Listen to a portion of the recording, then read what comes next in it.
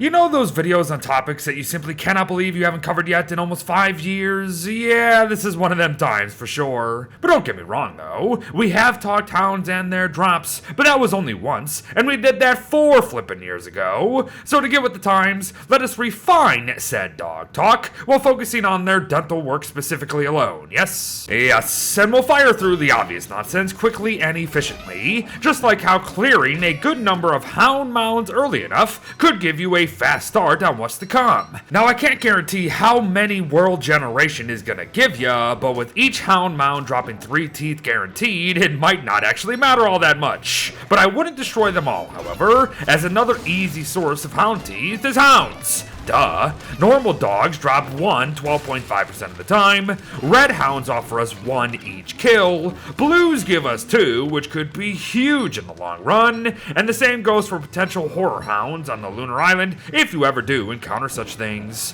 But factor in the ability for prior mounds to spawn special hounds come their respective seasons, and the haunting mechanic that sees hounds changing their types, and we're already off to the races for sure, especially if you got help. To continue though, growing hound ways will eventually become a really good source of hound teeth, of course, but soon enough, varglets will begin to spawn within these ways as well, and they too drop 1 to 2 hound teeth overall. Vargs themselves are also capable of losing 1 to 3 teeth, however they not only will be far more dangerous than a varglet, we need to actually hunt for them specifically, which isn't always the most accessible thing, and it's also probably not what we're hunting for in the first place. But if we're smart about a varg spawn or 2, lo and behold, we can arrive at the best source of hound teeth around, hound farms. Set things up proper, and perhaps do said farming later in your worlds and during the correct seasons for a chance at a consistent special hound wave, and let the teeth roll in.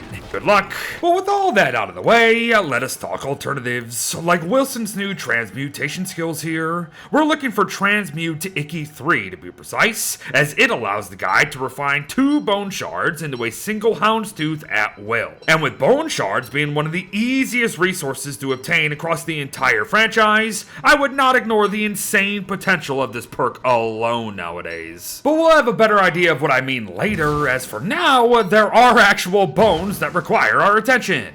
Found in deserts, stalagmite biomes in the caves, near hound mountains of course, and even in the occasional blue mush tree forest biome, the skull type gives us a 50% chance at a single houndtooth per smash, so make note there. And lastly, tumbleweeds, also found in the desert of course, but the dragonfly one specifically mind. We don't have the greatest odds at a tooth, but it is possible, so you never know. But here's what I do know. Most folk out there are turning every houndstooth they find into a tooth trap here, and that's all fine and dandy by me, honestly. Heck, the faster you can do it, the better as well, as later hound waves will not only become trivial, you can also just start to weaken whatever mobs and or bosses you need with them. So I am never gonna say no to any of that at the end of the day, especially with how much easier it can be to get hound's teeth nowadays. That said, I would like to suggest that people perhaps start planning for things like blow darts here because of that too. Say with the aid of one of the simplest, most efficient mob farms in the game at the right there, we can truly start to appreciate just how easy it is to also amass a pile of ranged weapons that deal 100 flip and damage a spit nowadays. Now I get it, range combat is gimmicky, but it shouldn't be ignored in my opinion. To continue though, sewing kits should also be quite high on our list of teeth crafts, as they help us spend less on making more of some of our favorite stuff, including thermal stones of all things. But they also go into Wickfrid's weaponized warbles, which work to drain the durabilities of our weapons 25% slower, so it's not bad. Varglings from the Rock Den will require a houndstooth to adopt in the event you're looking for a furry friend.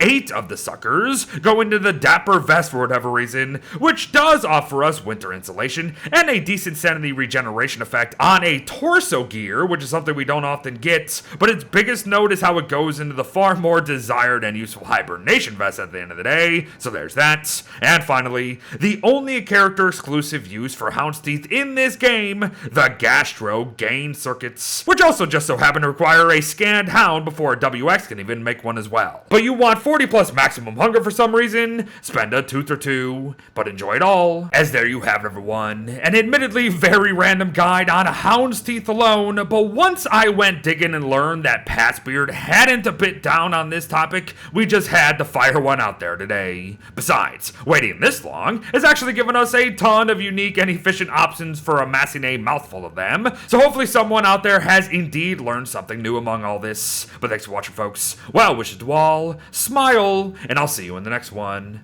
Bye-bye.